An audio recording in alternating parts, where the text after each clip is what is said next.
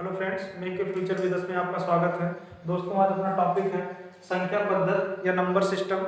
इसके अंतर्गत आज हम देखेंगे अंक या डिजिट क्या है, संख्याएं या नंबर्स क्या है, दार्शनिक प्रणाली या डेसिमल नंबर्स क्या है, हिंदू आर्यभट्ट संख्या प्रणाली है क्या, देवनागरी अंक क्या होते हैं, गणन संख्या या काउंटिंग नंबर्स क्या है, प्राकृत संख्या नेचुरल नंबर, पूर्ण संख्या होल नंबर, पूर्णांक संख्या इंटीजर नंबर, परमेय संख्या या रेशनल नंबर, अपरमेय संख्या या इरेशनल नंबर है क्या। सबसे पहला पॉइंट हमारा है अंक या अंक है क्या। देखिएगा, किसी भी संख्या को लिखने के लिए जिन प्रतीकों का यूज किया जाता है, जैसे अगर हम बोले 215, ये एक संख्या हमने लिख दी। इस संख्या को लिखने के लिए कुछ विशेष प्रकार के सिंबल यूज किए गए हैं।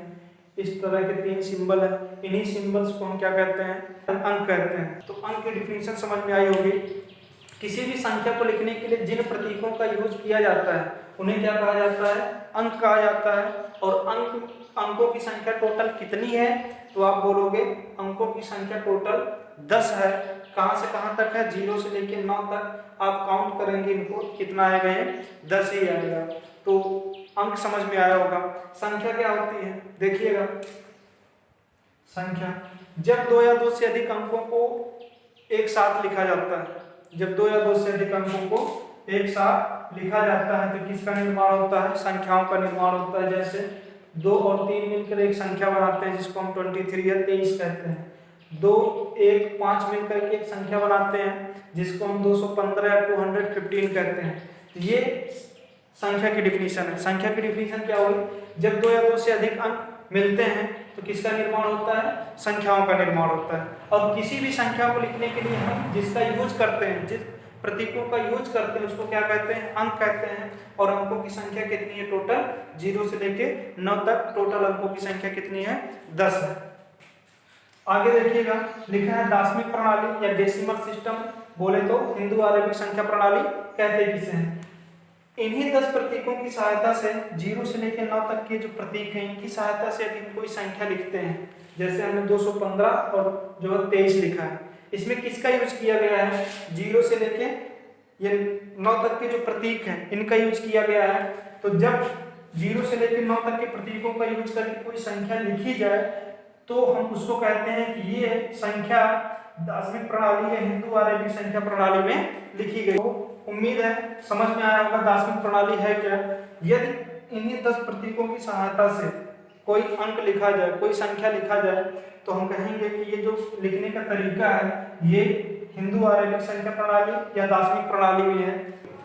इसके बाद देखिएगा देवनागरी अंक क्या होते हैं। देवनागरी अंक की अगर हम बात करें तो देवनागरी अंक, जैसे अगर हम हिंदी की गिनती लिख दें 0, 1, 2, 3, 4, 5,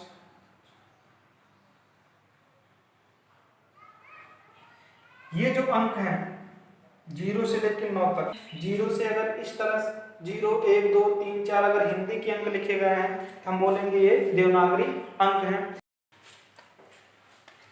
देखिएगा 5वां और 6वां नंबर गणन संख्या और प्राकृत संख्या। गणन संख्या मतलब काउंटिंग नंबर, प्राकृत संख्या मतलब नेचुरल नंबर। इनको एक साथ पढ़ते हैं, दोनों का मतलब एक ही होता है। गणन मीन्स यहाँ देखिएगा, गणन का तात्पर्य गणना करने से। ऐसी संख्याएं जिनका यूज हम गणना करने में करते हैं उनको क्या कहते हैं, गणन संख्या। और उसी गणन संख्या को ही प्राकृत संख्या कहते हैं। तो प्राकृत संख्या की डिफिनीशन यही हुई कि वे संख्याएं जिनका यूज हम गणना करने में करते हैं उनको प्राकृत संख्या कहते हैं। तो गणना करने में हम किसका यूज करते हैं, किसी चीज की अगर गिनती स्टार्ट की जाती है तो कहां से हमेशा स्टार्ट की जाती है, 1 से। 1, 2, 3, 4, 5, 6 और हमेशा एक पूर्ण संख्या के रूप में ही काउंटिंग की जाती है, जिसको क्या कहते हैं, 1 से लेकर अनंत तक की संख्याओं को प्राकृत संख्या कहते हैं। इसको प्राकृत संख्या को हम कैपिटल N से लिखते हैं। अब ये आप कहेंगे कि हम 2.5 भी गिनते हैं, कोई चीज छोटी है तो हम उसको आधा गिन लें, ये नहीं होता है। देखिएगा कैसे, मान लीजिए आपकी बाग है, इसमें ढेर सारे पौधे लगे हुए हैं।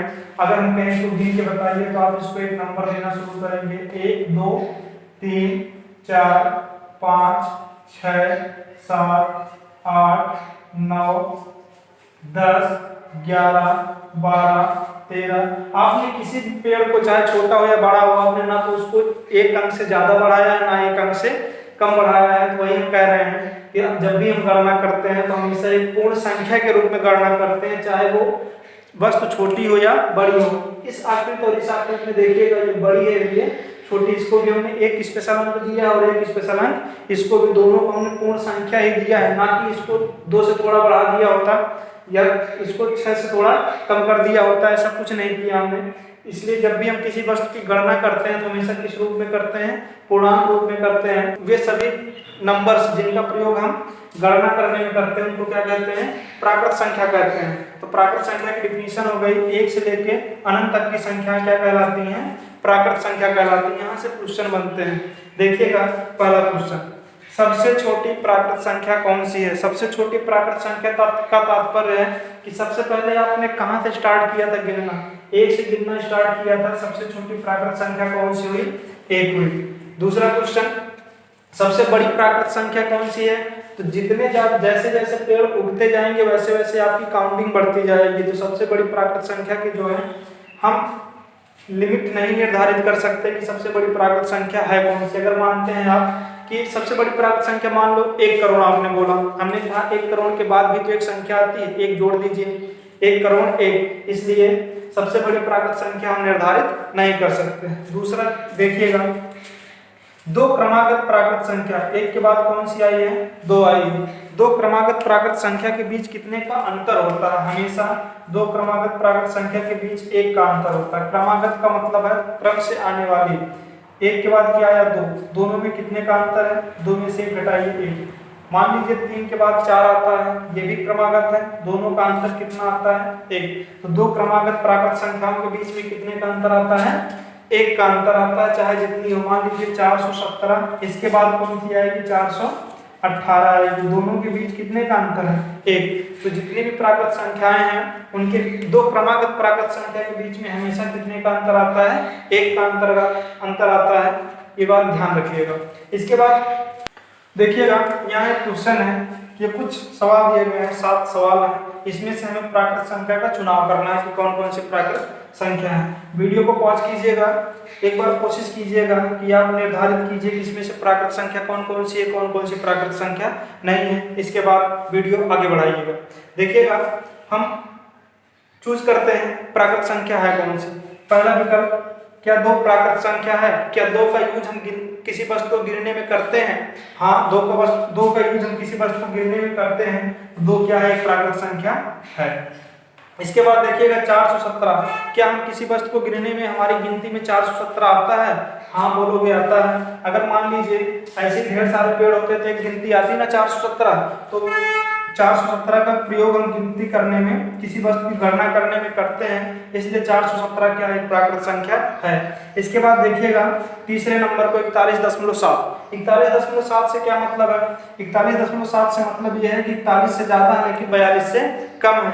ये 42 के बराबर नहीं है, 42 से ये क्या है, कम है, ये पूर्ण संख्या नहीं है, इसलिए क्या हो जाएगा, ये प्राकृत संख्या नहीं है। इसके बाद ये देखिएगा 43.0। 43.0 का मतलब क्या है, 43 से कितना ज्यादा, 0 ज्यादा। 0 का मतलब कुछ होता नहीं, या वैसे बोले कि यदि किसी संख्या के जो है लास्ट में दशमलव हो और उसके बाद 0 हो, तो इस 0 का कोई मतलब नहीं होता है। ये कितना है, इसका मतलब 43.0 का मतलब 43 ही लिखा है, और 43 एक काउंटिंग नंबर है, इसलिए क्या है, ये परमेय संख्या है। इसके बाद देखिएगा 5वां नंबर क्वेश्चन, 5/2 है। 5/2 का मतलब क्या होता है, 5/2 का मतलब है कि 2.5। 2.5 क्या ये पूर्ण संख्या है, क्या अपने आप में एक पूरी संख्या है, नहीं। 2 से ज्यादा है लेकिन 3 से कम है, इसका प्रयोग हम गणना करने में नहीं करते हैं, तो इसलिए क्या है, परमेय संख्या नहीं है। √2 का जो मान होता है वो कितना होता है, 1.414। √2 का मान जो है 1.414 होता है। ये बताइए कि क्या 1.414 पूर्ण संख्या है, नहीं है, इसका प्रयोग हम गणना करने में नहीं करते, इसलिए क्या है, परमेय संख्या नहीं है। √4 का मान देखिएगा, √4 का मान 2 होता है। √4 का मान 2 है, क्या 2 परमेय संख्या है, हाँ, 2 का प्रयोग हम गणना करने में करते हैं। 2 को हम इस तरह से लिखे थे, इसका वास्तविक मान कितना है, √4 का वास्तविक मान 2 है, इसलिए क्या है, ये परमेय संख्या है। एक क्वेश्चन है, जैसे आपके लिए बताना है क्या 4/2 परमेय संख्या है, क्या 4/2 परमेय संख्या है, ये आपको बताना है कमेंट बॉक्स में। देखिएगा लिखा है पूर्ण संख्या। पूर्ण संख्या होती क्या है? अगर हमने अभी 1 से लेकर अनंत तक की संख्याएं लिखी थी, अगर हम पूछे कुछ छूट रहा है तो आप बोलोगे हाँ, क्या छूटा है? 0। यदि परमेय संख्या की फैमिली में, परमेय संख्या की फैमिली में किसको ऐड कर दें? 0 को भी शामिल कर दें, तो संख्या की जो रेंज हो जाएगी वो कहाँ से कहाँ तक हो जाएगी? 0 से लेके अनंत तक। और 0 से लेके अनंत तक की संख्या को ही हम क्या कहते हैं? पूर्ण संख्या या होल नंबर कहते हैं। और इसका जो सिंबल होता है, जो प्रतीक होता है, वो W होता है। तो पूर्ण संख्या की डिफिनीशन क्या हुई? 0 से लेके अनंत तक की संख्याएं क्या कहलाती हैं? पूर्ण संख्या या होल नंबर कहलाती हैं। देखिएगा, जैसे अगर हम कहें कि क्या 417, क्या 417 पूर्ण संख्या है? आप बोलोगे हाँ है। क्यों? क्योंकि ये 0 से लेके अनंत के बीच में उपस्थित है, इसलिए क्या है? ये पूर्ण संख्या है। देखिएगा, ये कुछ न्यूमेरिकल्स दिए गए हैं, इसमें से हमें चुनना है कि कौन सी पूर्ण संख्याएं हैं, कौन सी पूर्ण संख्या नहीं है। पूर्ण संख्या के शब्द से स्पष्ट है कि हमें वे संख्याएं चुननी है जो पूरी पूरी हों, आधी अधूरी ना हो, मतलब ना तो उसमें दशमलव हो, ना तो उसमें बटे हो। देखिएगा, जैसे पहला सवाल है, क्या 4 पूर्ण संख्या है? तो क्या 4 0 से लेकर अनंत के बीच में आता है, पूर्ण संख्या के रूप में आता है? बोलोगे हाँ आता है, इसलिए क्या है? ये पूर्ण संख्या है। इसके बाद देखिएगा 31.28। आप अपने से पूछिए, क्या 31.28 0 से लेकर अनंत के बीच में आता है? बोलोगे हाँ आता है। लेकिन क्या ये पूरा पूरा है? क्या ये अपने आप में पूर्ण संख्या है? ये आप कहेंगे 31 से ज्यादा है लेकिन 32 से कम है, ये पूर्ण संख्या नहीं है। इसके बाद देखिएगा तीसरा नंबर है √16। √16 का जो मतलब है वो है, इसका वर्गमूल जब निकालेंगे तो 4 आएगा। तो क्या 4 पूर्ण संख्या है? आप बोलोगे हाँ 4 पूर्ण संख्या है, 0 से लेकर अनंत के बीच में आता है, इसलिए √16 क्या है? पूर्ण संख्या है। √3 का जो मान होता है 1.73 होता है, आगे और भी आता है, ठीक। तो क्या 1.73 पूर्ण संख्या है? बोलोगे नहीं, ये 1 से ज्यादा है लेकिन 2 से कम है। जब 1.73 नहीं है तो √3 भी पूर्ण संख्या नहीं होगा। अगला क्वेश्चन देखिएगा, ये लिखा है 4/4। 4/4 का मतलब होता है 1। क्या 1 पूर्ण संख्या है? हाँ 1 पूर्ण संख्या है, इसलिए 4/4 भी पूर्ण संख्या है। इसके बाद देखिएगा 7/3। 7/3 का मतलब होता है, इसका अगर हम भाग करेंगे 2 बार भाग जाएगा, 1 शेष आएगा 0.3, 2.3 और भी कुछ आएगा। क्या 2.3 पूर्ण संख्या है? 2.3 पूर्ण संख्या नहीं है, इसलिए 7/3 भी पूर्ण संख्या नहीं होगी। उम्मीद है आपके अंदर कोई कंफ्यूजन नहीं होगा पूर्ण संख्या प्राकृत संख्या से लेके। दोस्तों, यहाँ हमने जो प्राकृत संख्या पूर्ण संख्या पढ़ी है उससे रिलेटेड एक क्वेश्चन है।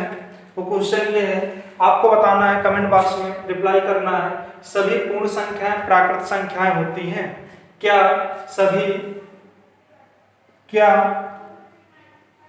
सभी पूर्ण संख्याएं प्राकृत संख्याएं होती हैं। दूसरा क्वेश्चन, क्या सभी प्राकृत संख्याएं पूर्ण संख्याएं होती हैं?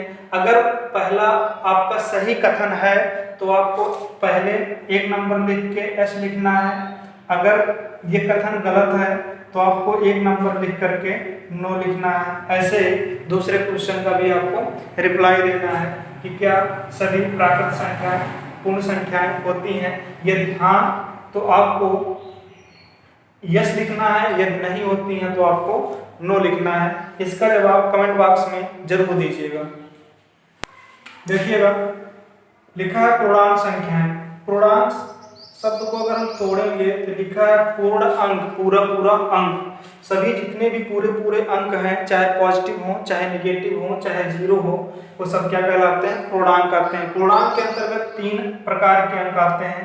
वो कौन कौन से होते हैं? सभी ऋणात्मक पूर्णांक, जितने भी ऋण वाली संख्याएं हैं और लेकिन कैसी होनी चाहिए, पूर्णांक होनी चाहिए। सभी ऋणात्मक पूर्णांक क्या होते हैं, पूर्णांक के अंतर्गत आते हैं। सभी धनात्मक पूर्णांक, जितनी भी पॉजिटिव संख्याएं हैं, जितनी भी धनात्मक संख्याएं क्या होती हैं, वो सभी धनात्मक संख्याएं पूर्णांक के अंतर्गत आती हैं। और जो जीरो है वो क्या आता है, पूर्णांक के अंतर्गत आता है। तो पूर्णांक के अंतर्गत कितनी संख्याएं आती हैं, सभी ऋणात्मक संख्याएं, लेकिन कैसी, पूर्णांक वाले। सभी धनात्मक संख्याएं, लेकिन कैसे, पूर्णांक वाले। और जीरो, ये तीनों क्या होते हैं, पूर्णांक होते हैं। थोड़ा देखिएगा,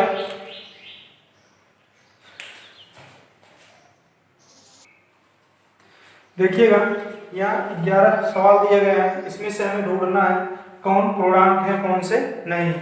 सबसे पहला क्वेश्चन देखते हैं। लिखा है -3.2।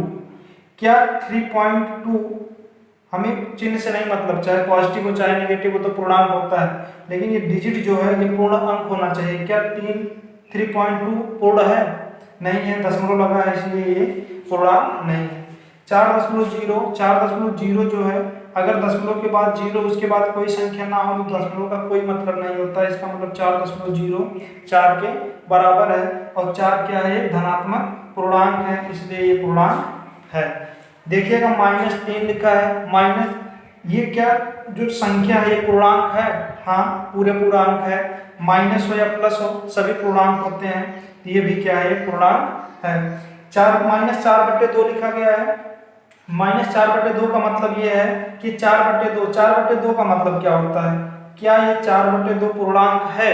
4 में आप 2 से भाग देंगे तो कितना आएगा, 2, और सामने क्या है, माइनस है, मतलब -4/2 का मान कितना है, -2 है। ये -2 क्या है, एक ऋणात्मक पूर्णांक है, इसलिए -4/2 एक पूर्णांक है। इसके बाद देखिएगा -315 लिखा गया है। क्या 315 एक पूर्ण संख्या है, हाँ 315 एक पूर्ण संख्या है, चाहे पॉजिटिव हो चाहे नेगेटिव, पूर्णांक तो ये है। इसके बाद देखिएगा जीरो, क्या जीरो पूर्णांक संख्या की फैमिली में आता है, हाँ जीरो पूर्णांक संख्या की फैमिली में आता है, इसलिए ये जीरो जो है पूर्णांक संख्या है। 7/7 का मतलब क्या होता है, 7/7 को अगर हम सिंपल करें इसका मतलब 1 है। ये 7/7 का मतलब क्या है, 1 है। हम इसको एक पूर्ण संख्या के रूप में तोड़ सकते हैं। ये पूर्ण संख्या चाहे पॉजिटिव हो चाहे नेगेटिव हो, इसका मतलब ये क्या है, एक पूर्णांक है। इसके बाद देखिएगा √4 का अगर हम वास्तविक मान निकालें तो 2 लिखा गया है। अगर वर्गमूल से बाहर आएगा तो √4 का वर्गमूल कितना होता है, 2 होता है। क्या 2 पूर्ण संख्या है, हाँ 2 पॉजिटिव पूर्ण संख्या है, इसलिए √4 जो है पूर्णांक है। √2 का मान होता है 1.414। √2 का मतलब क्या है, 1.414। क्या ये पूर्णांक है तो पॉजिटिव, लेकिन ये पूर्णांक नहीं है, इसलिए √2 क्या होगा, पूर्णांक नहीं होगा। 4/16 का मतलब होता है 1/4, और 1/4 का मतलब होता है 0.25। तो क्या 0.25 पूर्ण संख्या है, पूर्ण संख्या नहीं है, इसलिए ये भी पूर्णांक नहीं होगा। ये देखिएगा 16/4 का मतलब होता है 16 में 4 से भाग देंगे तो 4 आएगा, और 4 एक पूर्ण संख्या है, इसलिए 16/4 एक जो है पूर्णांक है, पॉजिटिव पूर्णांक है। उम्मीद है कि पूर्णांक आपको समझ में आया होगा, पूर्णांक से लेकर के आपके मन में कोई कंफ्यूजन नहीं होगी। इसके बाद देखते हैं परिमेय संख्याएं क्या होती हैं। परिमेय संख्या पढ़ने जा रहे हैं, जिसकी इंग्लिश होती है रेशनल नंबर, प्रतीक होता है क्यों। यहाँ देखिए स्टार्टिंग तो इसकी R से है, लेकिन इसका प्रतीक क्या है, Q है। इसका प्रतीक याद रखिएगा, पूछा जाता है रेशनल नंबर को किससे रिप्रेजेंट करते हैं, Q से। ऐसा होता क्यों है, एक परिमेय संख्या होती है जिसकी इंग्लिश होती है रेशनल नंबर, एक होती है वास्तविक संख्या जिसकी इंग्लिश होती है रियल नंबर। दोनों R से हैं, तो ये जो R है ये गया है रियल नंबर के पास, उसका जो सिंबल R दे दिया गया है। अब इसके लिए एक स्पेशल कैरेक्टर है, वो क्या है, Q है। ये Q आया कहाँ से है, एक वर्ड होता है क्वाटिएंट, जिसका हिंदी मीनिंग होती है अनुपात या गुणक या भागफल। इसी का पहला वर्ड Q है, और यहाँ से आया है आपका परिमेय संख्या का सिंबल। तो परिमेय संख्या की अगर हम डिफिनीशन की बात करें तो देखिएगा परिभाषा क्या है इसकी, वे सभी संख्याएं जिन्हें P/Q बोले तो अंश और हर के रूप में लिख सकते हैं, तथा Q मतलब हर का जो मान है वो 0 के बराबर ना हो, वो सब क्या कहलाएंगी? परिमेय संख्या। अंश भी पूर्णांक होना चाहिए और हर भी उसका क्या होना चाहिए? पूर्णांक होना चाहिए।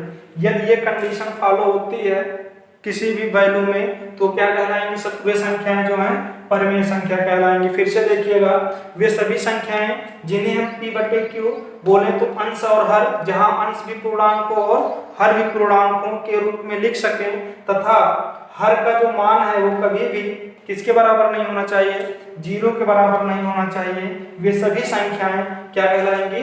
परिमेय संख्या कहलाएंगी।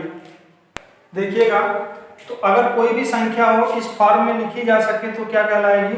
परिमेय संख्या कहलाएगी। जैसे अगर लिखा है 5/7, 5/7, इसका अंश है 5, हर है 7, ये भी पूर्णांक है, 5 भी पूर्णांक है और 7 भी पूर्णांक है, हर का मान 7 है, इसलिए क्या है? परिमेय संख्या है। ऐसे अगर हम एग्जाम्पल दें कि 3.5 का मतलब है कि जो है ये, इसको अगर दशमलव हटाएंगे तो यहाँ हो जाएगा 35/10, बोले तो 5/35, 5 दूना 10, 7/2, 7/2। क्या ये अंश और हर के रूप में लिखी गई है?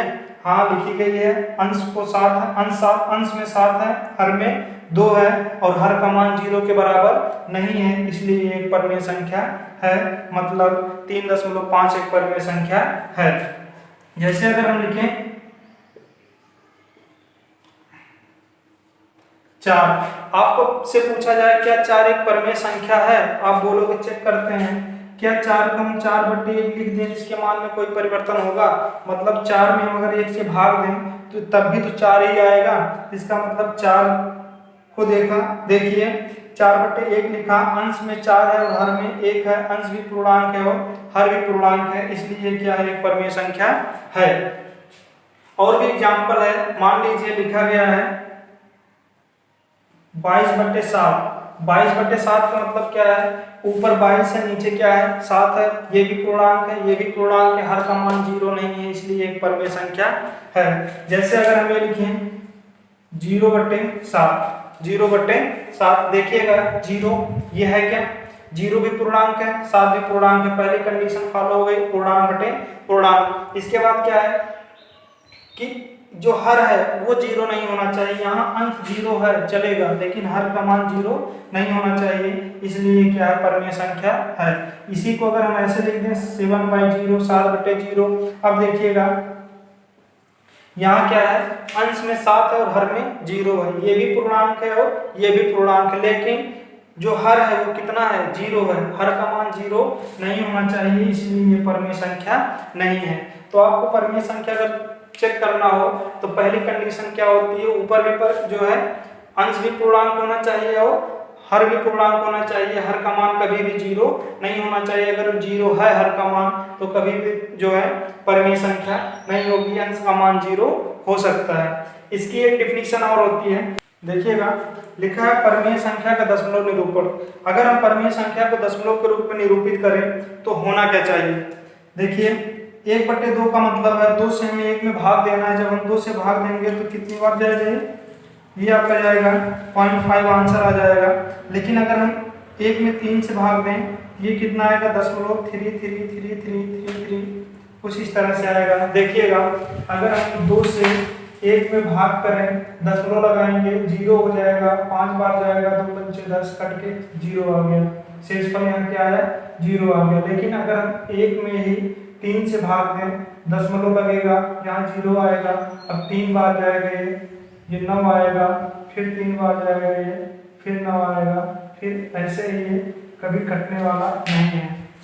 यहाँ हम देख रहे हैं कि दशमलव 3333, यहाँ से एक निष्कर्ष निकालना है आपको कि परिमेय संख्याओं का जो दशमलव निरूपण होता है या तो खत्म हो जाता है या तो फिर उसका जो है वो उसका रिपीटेशन होता है। मतलब यहाँ आपको ध्यान देना है कि परिमेय संख्याओं का जो दशमलव निरूपण होता है या तो कट के खत्म हो जाएगा या तो कटेगा ही नहीं, लेकिन ना कटने की एक शर्त है, कट के अगर खत्म हो गया तो ये हो जाएगा शांत, और अगर कट के नहीं कट रहा है तो ये होगा अशांत।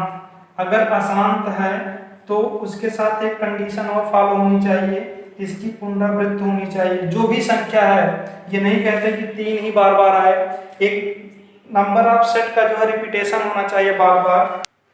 देखिएगा, ना कटना इसका आसान कहलाता है और बार बार आना इसका आवर्ती कहलाता है।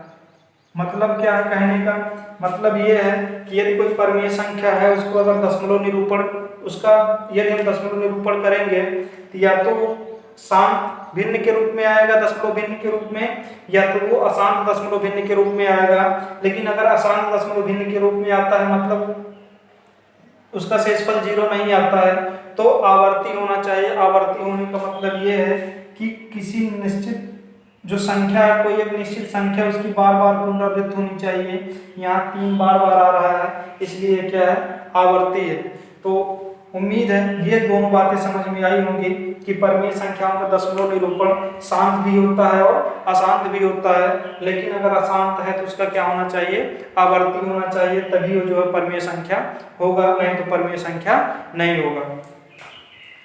इसके बाद हाँ, थर्ड पॉइंट पे देखिएगा, जितनी भी संख्याएं आपने अब तक पढ़ी हैं, कितने टाइप की, प्राकृत संख्या, पूर्ण संख्या, पूर्णांक संख्या, ये सब क्या है, परमीय संख्याओं के अंतर्गत आती हैं। देखिएगा कैसे, अगर हम लिखें पूर्णांक, अगर हम पूर्णांक लिखें तो ये हो जाएगा। देखिएगा, यदि हम पूर्णांकों को लिखें तो आप कहोगे यहाँ से लेके अनंत तक संख्याएं, मतलब 1 से अनंत तक की संख्याएं प्राकृत संख्या है। और अगर हम 0 से काउंट करेंगे तो आप बोलोगे 0 से लेकर अनंत तक की संख्याएं प्राकृत संख्याएं हैं। अगर हम इधर ही निगेटिव संख्याएं हैं, नकारात्मक संख्याएं हैं, इसको छोड़ दीजिए। एक सवाल है, क्या हम अगर हम 5 लिखें, क्या हम 5 को भिन्न के रूप में लिख सकते हैं? हाँ, लिख सकते हैं। जैसे 5 को लिखने के कई तरीके हैं, 5/1 या 25/5 लिख दें तब भी तो हो जाएगा ही। 25/5 कितना होता है, 5 आता है। ये भी भिन्न के रूप में है, ये भी भिन्न के रूप में है। और देखिएगा, अगर परिभाषा से तुलना करें, क्या हम 5 को अंश और हर के रूप में लिख दिए? हाँ, लिख दिए। 5 अंश में है, 1 हर में है, या 25 अंश में है, 5 हर में है। क्या जो अंश पूर्णांक है, क्या 5 पूर्णांक है? हाँ है। क्या 1 पूर्णांक है? हाँ, ये भी है। दोनों कंडीशन फॉलो कर रहा है, पूर्णांक है लेकिन 0 नहीं है। तो यहाँ से हम ये कहना चाह रहे हैं कि जितनी प्राकृत संख्याएं, पूर्ण संख्याएं और पूर्णांक संख्याएं होती हैं, वो सब किसके अंतर्गत आती हैं? परमीय संख्या के अंतर्गत आती हैं। क्योंकि किसी भी संख्या का हम बटा 1 लिख सकते हैं। जैसे अगर लिखा हो 417, 417, क्या 417 को भिन्न के रूप में लिख सकते हैं? हाँ, 417/1। तो इसके मान में कोई परिवर्तन नहीं होने वाला है, इसलिए क्या है, ये परमीय संख्या है। सभी प्राकृत संख्याएं, सभी पूर्ण संख्याएं, सभी पूर्णांक संख्याएं परमीय संख्याएं होती हैं। देखिएगा, यहाँ कुछ क्वेश्चन दिए गए हैं, हमें ये बताना है कि इसमें कौन परमीय संख्या है और कौन परमीय संख्या नहीं है। देखिएगा, जैसे अगर ये बोला जाए 3.47, 3.47 लिखा है, 3.47, ये अंश बटे हर के रूप में तो अभी है नहीं, ये शांत भिन्न भी है, दिख रहा है, परमीय संख्या है। अगर आप अंश बटे हर के रूप में लिखना चाहें, ये हो जाएगा आपका 3, 4, 7, दशमलव जो घटता है कितना नीचे 100 आ जाता है। ऊपर अंश है, नीचे वाले को हर कहा जाता है। ऊपर भी एक पूर्णांक है, नीचे भी एक पूर्णांक है। यहाँ हर का मान 0 नहीं है, ये 100 है, टोटल 100 है, इसलिए क्या है, ये परमीय संख्या है। इसके बाद दूसरा सवाल देखिएगा। दूसरा सवाल है 0.25 माइनस लगा है, इसको अगर दशमलव हम हटाएंगे, पहली बात तो ये शांत भिन्न है, कंटिन्यूटी का प्रतीक नहीं है, इसका मतलब ये परमीय संख्या है। दूसरी, अगर परिभाषा की बात करें अंश और हर के रूप में व्यक्त करने का, तो आप इसको लिखेंगे 25/100 और यहाँ क्या लगा है, माइनस। ये -25 है, ये भी पूर्णांक है, 100 भी एक पूर्णांक है, दोनों पूर्णांक हैं, इसलिए ये परमीय संख्या है। 6/7 का मतलब क्या होता है, 6/7। देखिएगा, ऊपर क्या है, पूर्णांक है, नीचे भी क्या है, पूर्णांक है। इसके मान में कोई परिवर्तन, इसका जो है हर का जो मान है वो 0 के बराबर नहीं है, पूरी कंडीशन फॉलो कर रहा है, इसलिए भी एक परमीय संख्या है। 4 नंबर देखिएगा, 6 की बार बार पुनरावृत्ति हो रही है और आगे डॉट डॉट लगा है, मतलब ऐसे 6 ही आएगा। जब अशांत भिन्न हो, अशांत दशमलव भिन्न हो और पुनरावृत्त हो रही हो तो वो परिमेय संख्या होती है। इसके बाद ये देखिएगा एक संख्या लिखी गई है 3,42,178। 3,42,178 को क्या हम ऐसा लिख सकते हैं 3,42,178/1। इसके मान में कोई परिवर्तन होना है? नहीं होगा। एक से किसी संख्या में भाग देने पर उसके मान में कोई परिवर्तन नहीं होता है। तो ये आपका हो जाएगा अंश में 3,42,178 है, ये भी पूर्णांक है, एक भी पूर्णांक है, हर का मान 0 नहीं है, इसलिए क्या है परिमेय संख्या है। √100 की बात करते हैं। √100 का मतलब है √100 का जब वर्गमूल निकालेंगे आप 10 आएगा। क्या 10 एक जो है भिन्नात्मक संख्या है, 10 को हम एक भिन्न के रूप में लिख सकते हैं। पूर्णांक ये भी पूर्णांक, ये भी पूर्णांक, हर का मान 0 नहीं है, इसलिए √100 भी क्या है एक परिमेय संख्या है। √1 का मान क्या होता है? √1 का मान 1 होता है। क्या एक परिमेय संख्या है? हाँ है, क्योंकि 1 को हम 1/1 लिख सकते हैं, इसलिए एक परिमेय संख्या है। दूसरी भाषा में आप कह सकते हैं एक प्राकृत संख्या है, इसलिए है। एक पूर्ण संख्या है, इसलिए है। ये भी एक परिमेय संख्या है। इसके बाद देखिएगा √2। देखिएगा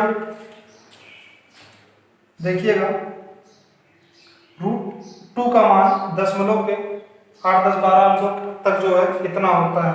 इसको ध्यान से देखिए, कहीं से भी अगर आपको ये लग रहा है कि हाँ इसका रिपीटेशन हो रहा है तब तो ये परिमेय संख्या होगा, नहीं तो नहीं होगा। हम यहाँ देख रहे हैं किसी भी ग्रुप का यहाँ रिपीटेशन नहीं हो रहा है, इसलिए ये परिमेय संख्या नहीं है। आपको एक चीज याद रखनी है, जितनी भी अंडर रूट की संख्याएं हैं, जितनी भी अंडर रूट की संख्या से मतलब है जैसे जिनका वर्गमूल जो है दशमलव, जिसका वर्गमूल आता है √3, √5, √7, √11, √12, इन सब इस प्रकार की सभी संख्याएं जो हैं वो क्या होती हैं अपरिमेय संख्याएं होती हैं। इसके बाद ये देखिएगा 22/7। 22/7 में होता क्या है, इसका जब हम मान निकालते हैं 3.1428557, इसके बाद फिर इसी ग्रुप का जो है पुनरावृत्त होने लगता है बार बार। तो अभी आपने देखा था यदि परिमेय संख्याओं में, परिमेय संख्या के दशमलव निरूपण में आपने देखा था यदि बार बार पुनरावृत्त हो, अशांत तो है, कटेगा नहीं कभी, लेकिन एक नंबर आवश्यकता जो है बार बार पुनरावृत्त हो रही है, इसलिए 22/7 क्या है एक परिमेय संख्या है। आगे देखिएगा लिखा जो है 3 से 1/2। 3 से 1/2 का मतलब क्या होता है, इसका इसमें गुणा करके एक जोड़ देते हैं, 3 दूना 6, 7/2, इसलिए परिमेय संख्या है। 1/2 भिन्नात्मक संख्या है, परिमेय संख्या है। -6 में नहीं मतलब होता है। 1/10 भी परिमेय संख्या है। 0 क्या है? 0 एक पूर्ण संख्या है। क्या 0 को हम 0/1 लिख दें, इसके मान में कोई परिवर्तन होगा? अंश भी है और हर भी है। अंश का मान 0 है लेकिन हर का मान 0 नहीं है, इसलिए क्या है वो जो है परिमेय संख्या है। इसके बाद देखिए 4/0, अंश में कितना है 4 है, हर में कितना है 0 है। हर में 0 नहीं होना चाहिए, अगर हर में 0 है तो ये परिमेय संख्या नहीं होगा। इसके बाद 0/4 देखिएगा, अंश में 0 है, हर में 4 है, हर में 0 नहीं होना चाहिए, ये 0 के बराबर नहीं है, इसलिए क्या है परिमेय संख्या है। अगर एक क्वेश्चन है √4 आपको बताना है कमेंट में कि क्या ये परिमेय संख्या है या नहीं। अगर परिमेय संख्या है तो आपको लिखना है कि √4 एक परिमेय संख्या है, अगर नहीं है आपको लिखना है √4 एक परिमेय संख्या नहीं है। देखिएगा आप परिमेय संख्या के बारे में देखने जा रहे हैं जिसकी इंग्लिश होती है इरेशनल नंबर। अगर हम परिभाषा की बात करें, परिमेय का उल्टा अपरिमेय होता है। वे संख्याएं जिन्हें हम अंश और हर के रूप में ना लिख सकें अपरिमेय संख्याएं कहलाती हैं। जो परिमेय ना हो वो क्या कहलाएंगी? अपरिमेय संख्या कहलाएंगी। अगर दशमलव निरूपण की बात करें तो अपरिमेय संख्याओं का जो दशमलव निरूपण होता है वो अशांत होता है और पुनरावृत्त नहीं होती है, आवर्ती नहीं होता है। आवर्ती ना होने का मतलब यह है कि एक ही नंबर ऑफ सेट की बार बार पुनरावृत्ति नहीं होती है। अशांत होने का मतलब ये होता है कि कभी कट के खत्म, मतलब शेषफल जो है उसका 0 नहीं आता है। जितनी भी अंडर रूट की संख्या है जिसका वर्गमूल जो है दशमलव में आता है वो सब क्या है? अपरिमेय संख्या है। अब यहाँ एक इम्पॉर्टेंट क्वेश्चन है, बार बार आता है 22/7 कौन परिमेय है कौन अपरिमेय है। तभी आपने देखा था कि 22/7 क्या है परिमेय है और पाई क्या है अपरिमेय है, जबकि पाई का मान कितना रखा जाता है न्यूमेरिकल्स वैल्यू में 22/7 ही रखा जाता है। दोस्तों उम्मीद है वीडियो पसंद आया होगा। अगर वीडियो पसंद आया हो तो वीडियो को लाइक और शेयर कीजिएगा, चैनल को सब्सक्राइब कीजिएगा। वीडियो देखने के लिए धन्यवाद।